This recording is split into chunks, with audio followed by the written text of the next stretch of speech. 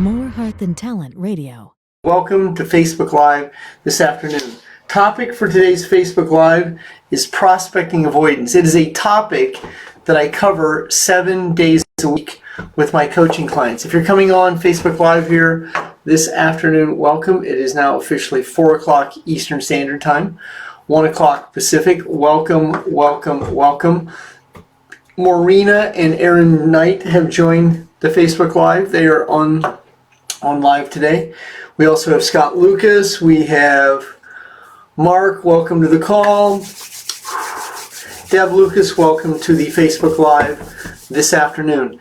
I'm looking outside of my great big office window here, and it is in the 70s this afternoon. So if you're in the East Coast, blessings to you, wishing you spring-like weather here right away. Kate Grace, looking forward to connecting with you. Kate just recently hired me. Zach, Pietro, welcome, welcome, welcome. I'm going to cover prospecting avoidance today. I cover this topic 7 days a week with my coaching clients.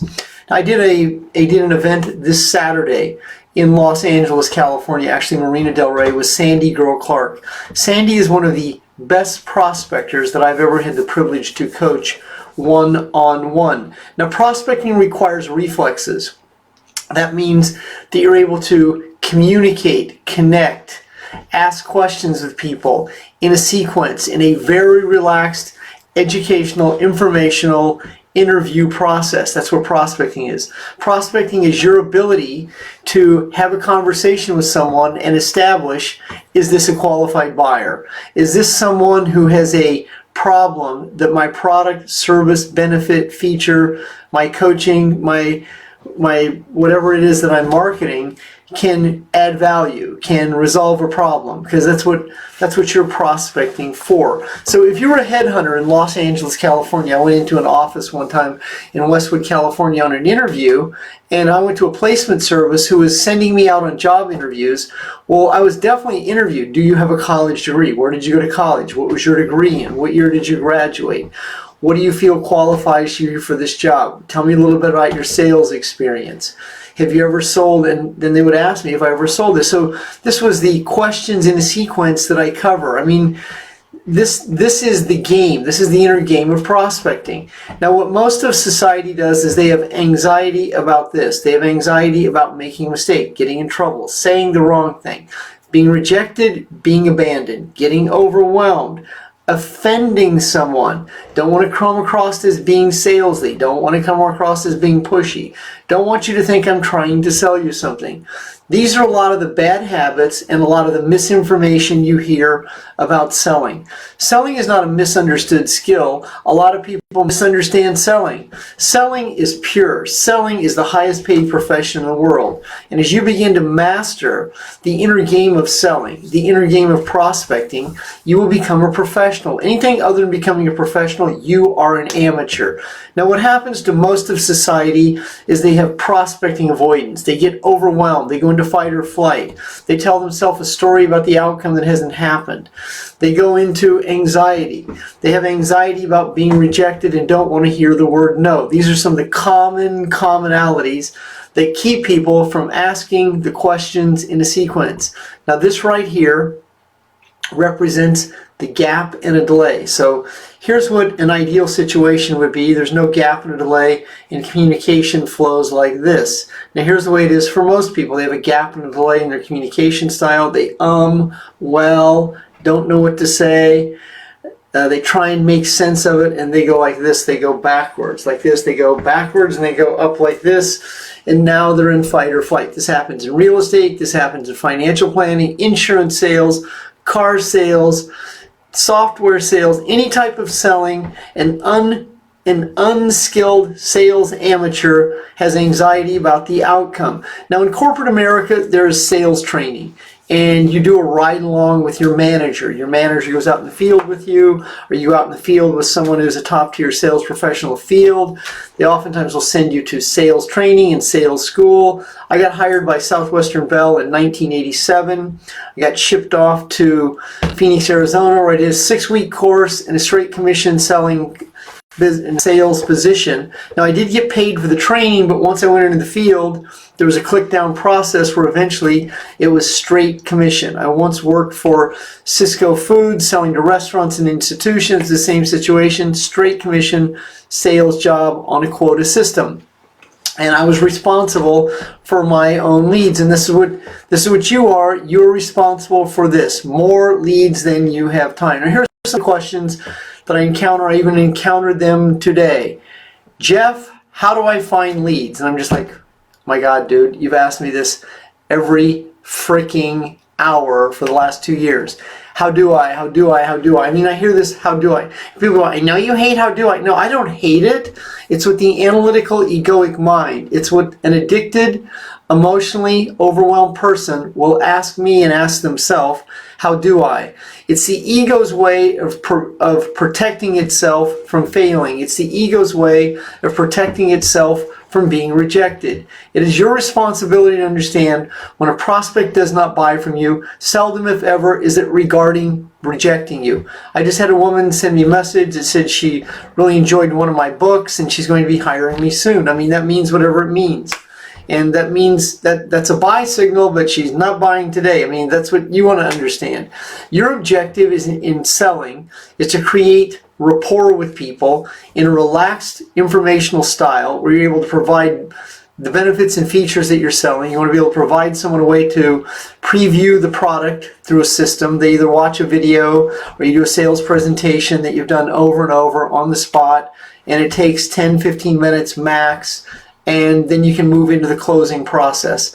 All sales have their own sales cycle. So there are certain type of products, benefits, and features that are sold that have a longer selling cycle. I coach a man who sells logistics software. His company is led him to believe that that's about a year sales cycle. For most of you on today's call or on Facebook Live today, most of you, the selling cycle is relatively short. It can be one conversation, two conversations, three conversations, usually not a whole lot more. And if it continues to drag out and drag out, you'll find that you're wasting a lot of time in areas that it's not going to pay you, compensate you, or serve you. Meaning it's your responsibility to understand what's meant by what is said so that you understand who the qualified buyer is. I asked a gentleman recently at one of my events if he'd ever considered hiring me. He said to be honest with you. I didn't ask if he was being honest. I asked him if he's ever considered hiring me, and in his honesty, he ended up telling me a story about what's going to happen this summer. Now, I know that's not going to happen. I thanked him and let him go. Now, the fortune is not in the follow-up. The fortune is in the sale. The fortune is in the close. And the more you understand that, the better you will become at the questions that lead to the close. So prospecting is a series of trial closing questions throughout the conversation so you can establish, is this an interested, qualified, serious, committed buyer? And it requires you to be able to let go of your anxiety about the outcome, ask the questions that are pertinent to the conversation to see if this is someone who's going to receive the benefit, the value, if this is someone who can purchase the product. Do they have the credit? Do they have a credit score? Do they have the credit power? Do they have money? Do they have the resources? I mean, this is your responsibility to figure this out without worrying about prying in someone's affair, being nosy, and all these other wives' tales that you have heard growing up. Because it's your responsibility to devote your most important commodity, time. And if you're wasting your time with someone who's a non-qualified buyer, then you just burned your most valuable commodity.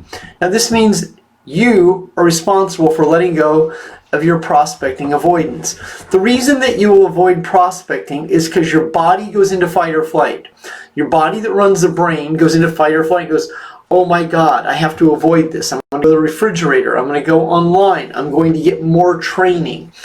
A large percent of the spiritual, business, entrepreneurial community spends a great deal of their time training, and then typically what they do is they train the trainer, and they spend a lot of time training themselves on training themselves, and they medicate their education, and they levitate, medicate, but most importantly, hesitate when it comes to prospecting. Now at 1:30 California time, in about 18 minutes, I'm in my upstairs office. I'm going to walk downstairs to where my other office is. It's right over on that end of my house. It's right over there. I'm going to walk right down there. My ass is going to be in the chair. I'm going to sit down for 1/2 hour and prospect. I have my leads right there on the side of the desk. I just turned 63 years old in January. I still prospect. I qualify people for my time. I had a prospect who purchased from me today who had a credit challenge, and I'm waiting for that situation to get resolved. I mean, this is what prospecting is. Prospecting is a series of conversations about the outcome you seek. It's being able to qualify the buyer for the product, service, benefit, and feature. It's being able to have relaxed conversation with prospects. If something up front wants to put you in a position you have to validate, justify, and explain yourself. If they're hostile, if they're not friendly, if they're not warm, this is a telegraph. This is a clue to exit the conversation diplomatically and move on. Don't feel rejected or abandoned. There are occasionally a few people like that in the world. Most of society is not like that. If someone lets you know very quickly they're not interested, let them go, they're not interested. Let go of trying to make sense. That doesn't make sense. Well, that person's overweight. They could really use my product. Well, you have to let go of making sense because not everyone is a qualified buyer. Your objective is to be able to present your product, your service, your benefit and feature of someone who can receive the value. They will receive the value and be able to offer you referrals or other situations. Or through your service and your value, you create a win-win situation. Now that will not happen when you're anxious. When you're anxious, you're in rejection consciousness, abandonment consciousness. When you're anxious, you're also in resentment consciousness because you'll resent yourself for not following through in the process. If you keep avoiding the process, then what you'll also feel is guilty. These are some of the emotions that happens by prospecting avoidance. About 9 out of 10 of my clients in all walks of life spend most of their career avoiding prospecting. Fortunately for me, that did not enter my wheelhouse. My sales history starts as a teenager. I start selling Time Life books at 6th and Washington, downtown Denver, Colorado, 1976, my freshman year of college. I then enter into the radio television department at Northwest Missouri State University. I'm an on-air DJ. I'm also reading sports and newscasts. I'm also a DJ on National Public Radio for the classical radio station, doing classical records as part-time. I'm also voiceover and other situations, but I found selling early in that career. I became very skilled at selling radio and television advertising time. I worked for the Fox television network for a period of time in my 20s, so I've had a few commission sales jobs, and I found real quickly in my life that I have an aptitude for selling. Now, I'm not someone who could sell ice to an Eskimo. I don't use terms like that or cliches. I'm a sales professional, and I've learned over multiple years, multiple books. The first sales book I ever read was How to Master the Art of Selling by Tom Hopkins in 1985 when I lived in Los Angeles, California. I also sold copiers. I've sold a multitude of products throughout my selling career. I was also a very, very skilled waiter in 4- and 5-star restaurants where I would build checks, build check averages. I've always been very good at suggestive selling. If someone would order a scotch and water, the reflex would be any particular brand of scotch that you would like to imbibe on today. May I suggest a Glenlivet or a Glenfiddich? I mean, that was a 12-year-old single malt. And those are premiums. The same with wines. I was very good at suggesting selling white Burgundies and Chateau Lafite Rothschild and great champagnes. That's suggestive selling. So selling requires reflexes, the ability to adapt and adjust in the middle of a conversation. So if someone says, I don't know, my response would be, if you did know, what would you say? So that's a reflex. This is how you move the conversation along. Selling also requires pauses. When someone is contemplating, thinking, your objective is not to blow the sale by talking. These are all skills you learn by the repetition and the experience. You cannot learn these when you're in prospecting avoidance. Prospecting is a very simple skill to master, yet extremely difficult when you have a lot of anxiety. Your anxiety is based on unresolved issues from past events, primarily about being rejected, abandoned, being judged, being ridiculed, being made fun of. This is what ties why you avoid prospecting from a past event. So here's prospecting, here's the past. You're walking down the street on the way to school. You're already worried about the girls or the boys who are going to pick on you when you get to school. Your body's in fight or flight. You get into school and you get picked on. You're 40 years old, you pick up a telephone, your body starts to go into fight or flight based on those unresolved events. You're worried about making a mistake, being judged, what to say, who to be, what to do. And this is the emotional chatter that's going on in your unresolved issues that you hold on to. As you begin to separate your feelings from the events, focus on the facts. The facts is, this is the business that can set me free. This is the vehicle that will allow me to liberate myself from my debt. This is the vehicle that will allow me to one day quit my job. This is the vocation that's going to allow me to create the assets so I can one day retire. This is the vehicle that will allow me to live my dreams. But that does not happen without the price being paid. And that means the simple discipline, one day at a time, over a long career, becoming skilled and exceptional at this process. I just finished coaching one of my clients who closed 9 sales last week. Now that was a record for her, and now that is a network marketing company. And she also told me that her mentor in that same business had closed 20 in 1 month, and that's about what I would do on an average month. And I always gauged my progress on how many closes per week. I would close 3 to 5 sales per week when I was in a direct sales network marketing company. As a coach, I close at least 1 sale every single day, 7 days a week of my life, because that's who I am and what I do. That's the average. And so if you want to achieve 6 figures in a calendar day, well, that's $300 a day. If you want to achieve 7 figures in a calendar year, well, that's $3,000 a day. That's $21,000 a week, $84,000 a month. That is your first $1 million year. And that's how you would start to understand the dialogue with money required in a sequence for you to become successful in your enterprise. In 1995, I was $100,000 in credit card debt. As I crossed into 1996, I was in a situation where I had a very short window to create some momentum so I could create enough money so I could pay a little head of my debt. Well, I found a business that became that vehicle for me. And in 11 months and 17 days, I was able to free myself from that debt, and I moved into a very, very prosperous state. Now, I was a veteran of the industry, of my industry at that time. I was very skilled at prospecting, and I was in the right place at the right time with the startup company that had a bonus plan in place. And I started to hit the bonus money, and I started to figure out how to hit the bonus money. And that's what I started to use to liberate myself from my debt. I was able to buy my first house in the very next year, and I've never not had assets in my life once I began to break through. And all that breakthrough process came from the years of prospecting previously, so that when I entered that year, 1996, 7, and 8, and became a 7-figure income earner, it's because of all the repetition and experience. I also learned how to create leads, more leads than I had time. In that era, I was using postcards. I was called the king of the postcards. I had my own postcard company that I factored how to build.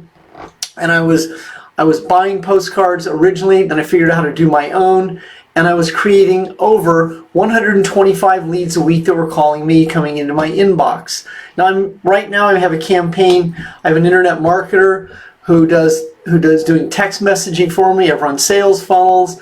I've had my own sales funnels. I write posts 7 days a week. I post on 4 different places daily. I have a fan page, my personal page, a LinkedIn page, and Instagram. At 5 o'clock in the morning, I have 4 posts going out to those. And then throughout the day, I continue to post to create some in front of my audience. So it means I'm always in front of my audience, having eyes on my business. And it's those eyes on my business that creates the leads, so that I have this equation in place: more leads than time. And my AIC, my ass, is in this chair or that chair down there a large percent of the day. There are many days that I don't leave my house, and people go, "Are you a workaholic?" No, Chief, I own a business. I have 4 insurance policies. I have 3 employees. I have payroll tax. I have taxes on top of taxes that I didn't know taxes existed. I own multiple properties. I have a lot of moving parts, overhead and situations like that, and then I have assets that I preserve. As a matter of fact, I called my I called my agent who handles my broker. So I have someone who handles a lot of my investments, and I have him in front of the broker so that he converses with me frequently, and I ask him what's going on in the market today, how that will affect it. He goes, no, we didn't. Our investments went up while most people's investments went down. See, that's the value of having assets. My investments made over 6 figures last year alone using a fee-only broker, and that is one way that I create passive residual income. Now, I learned that all through this process, but that came from prospecting. Prospecting allowed me to create the money. The money became the profit became the assets became the leverage. So I'm not in any debt. I would never be in debt. If I'm going to borrow money, I'll borrow it from myself and not pay interest on it. Now, I earned that by prospecting, and you could do the same thing. It wasn't that many years ago that I was just starting out, and I've always been good at prospecting, but I wasn't good at picking businesses. And so I had several businesses that went up and down, but prospecting always kept me in the business. So here's some key components to prospecting. Learn to ask questions that are 5 to 15 words that end with a question mark. When you ask a question, don't ask 3 or 4 in the same paragraph, ask 1. When someone asks you a question, answer it. Answer the question without a story. That will assist you to understand when you ask someone a question, they tell you a story, you can go, Susan, that's not the question I ask you. Feel comfortable in interrupting people by using their name. It's not rude, it's your time. You interrupt them by using their name and then redirecting the flow of the question you ask. If you don't receive the answer from the question you ask, then you're seduced by the prospect listening to their story. You have to let go of a lot of the anxiety you have about being rude, getting in trouble, saying the wrong thing, offending someone. I seldom have ever anyone say I offended them because I know how to very diplomatically interject and move the conversation along. Also, whatever business you're in, there should be a series of questions that you ask over and over that are routine to the vocation. You should have a series of trial closing questions that you ask over and over and over. If I'm a financial planner, I'm going to have questions pertinent to that vocation, but they're going to be similar to the questions I would ask if I was a real estate agent. Those same questions are going to be pertinent if I was a network marketer or salesperson because I'm selling. You want to ask questions like this. How would this product improve your life? What are you looking to improve your life? Have you ever considered? Are you serious about? These are trial closing questions. Why would you want to? Why would you want to own your own business? Why do you want to improve the quality of your health? Why do you want to own your own house? Why do you want to be a real estate investor? Why do you want to have assets? I mean, these are the questions you learn to ask in a sequence. You learn to let go of your anxiety about the outcome that hasn't happened so you can be and stay present. Another point, you want to be a skilled listener. So that means that you hear with your inner ear so you can hear what's meant along with what's being said. Yeah, that's Y-E-A-H. I'll get back to you. What does that actually mean? Well, yeah isn't yes. I'll get back to you. There was no date. There wasn't. Now, the woman who said to me today, I'll let you know when I'm ready to hire you. It will be soon. Now, once again, she's stamping that. She didn't give me an exact date, but that was I could feel that was relatively soon, and she followed up with me. The fortune's not in the follow-up, the fortune is in close. You follow up with people who intuitively, and your common sense says follow up with them. You don't follow up in a blanket with people, and you don't keep inviting or dragging people along. You find out where they are, and you find out by asking them. And by asking them questions in a sequence, you're able to tell where they are, especially if you hear what they mean, not what they say. And the better you become at this skill, the higher the probability that you will begin to attract your reality. Quality, like-minded success seekers, buyers who buy emotionally, buyers who see the value. I coach a young man, and just recently I put into his consciousness that his product and feature, it's not pricey. That's what some people say. His product and feature is a 5-figure purchase price, and I informed him that his product, there are going to be people who see it on their first view and they'll buy it. He had never had that happen. And then in the month of January and February, he had 3 people who saw him the first view and purchased on command within 24 hours. Now, he goes, he had never considered that because he'd never considered it, because he figured and factored that with that price point that people have to take a long. I said, no, the qualified buyer is a qualified buyer. I let him know that I walked into a Mercedes dealership last September. I knew what I was looking for. I met the salesperson. He was Dante. He walked me over to his desk. I told him very clearly what my wife was looking for. She let him know very clearly. It took us about 1 hour, and I wrote a check, and we walked out of there, and that car was delivered in a week. I mean, it was like that. That's a salesman or saleswoman's dream, and there are people who are like that. These are qualified buyers who, if the value is great enough, the cost doesn't matter. I have a client who lives over in Atherton, California. That's over there. Atherton is in the Palo Alto area. In zip code of California, that's one of the most prosperous zip codes in America. Look it up, Atherton. Atherton.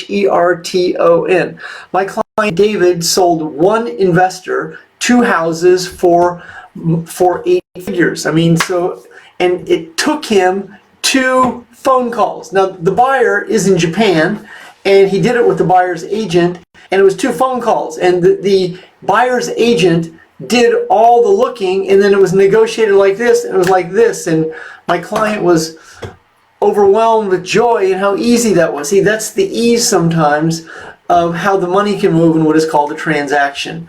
So in letting go of your prospecting reluctance, what you're letting go of is anxieties and stories that you tell yourself that hinder you from being able to be successful. What do I say? It's not what you say, it's what you ask. You ask the questions in a sequence. For those of you who are my coaching client, and you've received my downloads. In the downloads is my signature product, Psychology of Asking. That is a CD set you should listen to over and over. I produced that in 2008. In 2005, I produced one of my signature products called the Psychology of Closing. That's a 10 CD set. In 1998, I produced a product called Power Prospecting and Sorting in Professionals. Now that's a single CD set. On a download, you can find that on my website, goldenmastermind.com.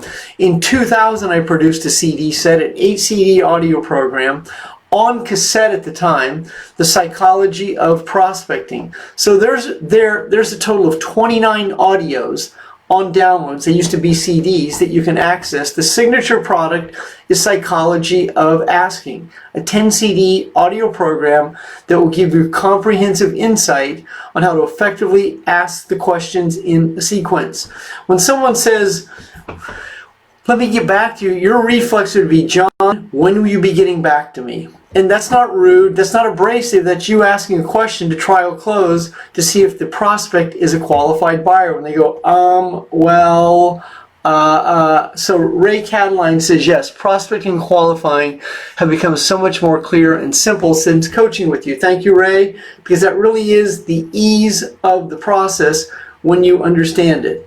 So Jeffery Combs, president and founder, Golden Mastermind Seminars Incorporated. We're almost at the 1st of March, the Ides of March. So this Saturday I will be in Minneapolis, Minnesota. Looking forward to dining at Market Barbecue on Friday night. So that's Minneapolis, Minnesota. This Friday, on March 7th, I will be in Philadelphia, Pennsylvania. On March 21st, I will be in Portsmouth, New Hampshire with Abby O'Neill. March 28th, I'll be in St. Louis, Missouri. And you can find me on Friday night at Charlie Gito's on the Hill in St. Louis. And then April 11th, I'll be in Saddlebrook, New Jersey. So those are some of the events where you can see me live at a More Heart Than Talent one-day event. Thank you very much, everyone. You have an outstanding afternoon. This live is officially live, has been recorded, will be available on Podomatic. I'll be back on here at 9 o'clock this evening.